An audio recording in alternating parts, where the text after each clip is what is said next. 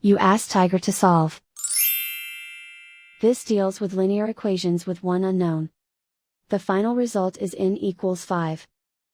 Let's solve it step by step. Group all constants on the right side of the equation. Add 1 to both sides.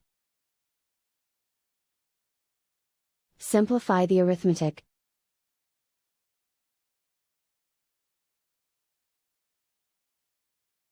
Isolate the n. Divide both sides by 4. Simplify the fraction.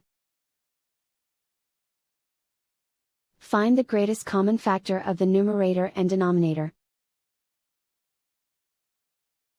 Factor out and cancel the greatest common factor. And so the final result is n equals 5.